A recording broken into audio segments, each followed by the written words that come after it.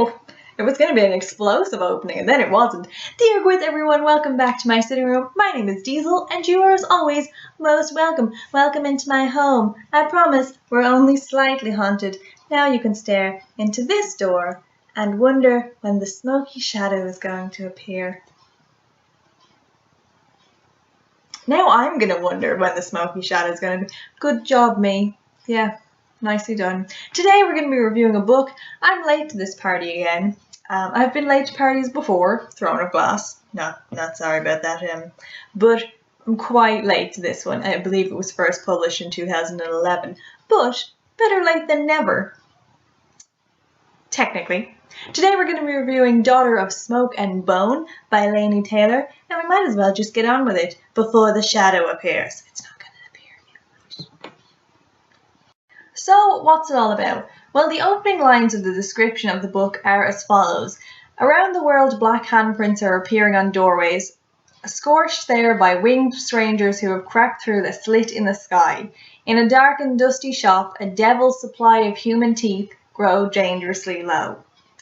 The book technically follows the life of 17-year-old Carew, who is pretty much an average teenager. She's an art student, she lives in Prague. Well, I mean, I say pretty average. That leaves room for non-average things, like the fact that she occasionally disappears on strange errands that she won't tell anyone about, or the fact that she speaks lots of languages, many of them which are not human, or maybe even the fact that she has bright blue hair that grows out of her head. No dye involved. Her friends can't figure out who she is, and to be honest, Carew doesn't really know who she is either. But she's about to find out. The mysterious, untold story of Carew's life starts to unravel when one day, in an alleyway in Marrakesh, Akiva, an angel with invisible wings made of flames, sets his fiery eyes on Carew. With Akiva comes secrets that Carew has never been told, the story of two very in-love strangers, and a very, very violent past. The only question is Carew going to regret finding out who she really is? So now that we know that, let's get right to the thoughts. I've heard loads about this book. I know they had good reviews. I believe the series is over by now. But I had started it before. I had tried to read it at one point and I just hadn't really gotten into it, so I didn't bother buying it. And then a few days ago I was looking on Kindle for a book to read and this book was on sale. So I thought, well, we'll give it a go. It was only like £1 something, which with the exchange rate is more, but whatever. I couldn't really remember what this book was about, so when I started to read it, I was a bit taken by surprise with the fact that, you know, there was a lot of like mystical creatures in it and like blends between humans and beasts, and the Chimera, as I believe it is pronounced, were sometimes hard for me to imagine because this is not really the type of book that I would go for. I'm not really a mystical creatures type of book. As I'm sure you know from my reviews, I have a hard time connecting with books like that. My imagination is just obviously dying with my old age. It's just horrific. But in seriousness, there was parts of this that I did like the elements of it with the Chimera and finding out Carew's life and why she lived with them and why nobody else seemed to know they exist, and the mysteriousness behind Brimstone and things.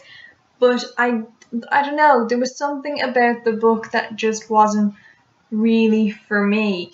It kind of chopped and changed between storylines a lot to the point where I couldn't really, I don't know, I didn't like that. Don't get me wrong, the book is beautifully written. It's very poetic, but for me, it was almost too poetic.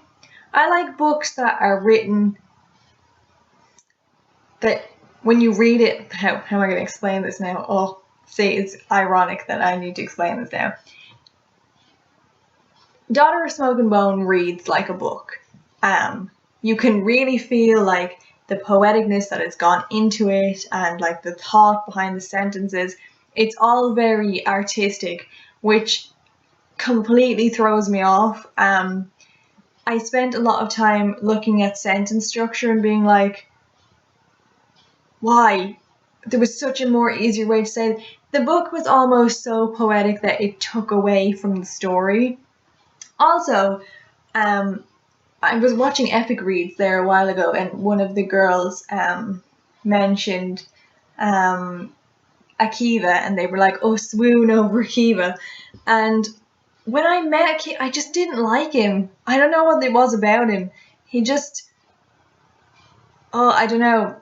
It was funny because every time I would read Akiva, first of all, I didn't think his name suited him at all. But I think that is because I like The Lonely Island, and one of the Lonely Island boys is called Akiva. So every time I would see Akiva, I would just think of Lonely Island, and it would completely throw me off. And I was trying to imagine like this like angel god person, and then all I could think of was like that song, like I just had sex, and it would just be or you know the song in that Lonely Island do where he's like, I'm Akiva, and then you're like, what? Okay, that's just me. You probably have no idea what I'm talking about, but that's what it reminded me of. I don't know, there was just like, I did like the character. Well, no, I didn't like Akiva. I liked Karoo. I really liked what's her face? Oh my god. I can't remember what her name is. The best friend.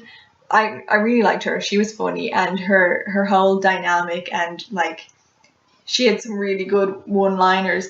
The boyfriend, again, his name annoyed me, and I don't know, he was an a-hole, so obviously that's probably why he annoyed me. The whole essence of him just pissed me off.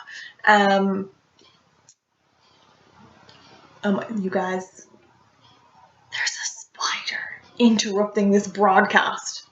Okay, so now that I've dealt with that horrifying experience, yeah, I guess, I don't know, it wasn't for me. Like, I started the second book just to see if I would like it, and it just didn't instill that want to read on for me.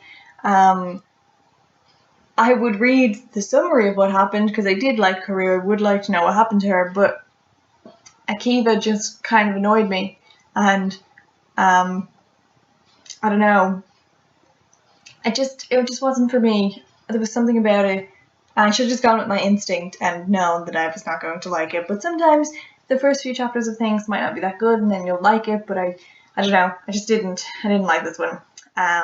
So yes.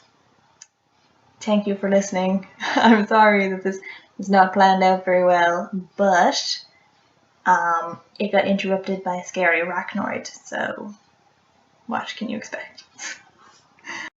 I almost ended so abruptly without saying goodbye to you. Thank you from my new spider friend who probably hates me now.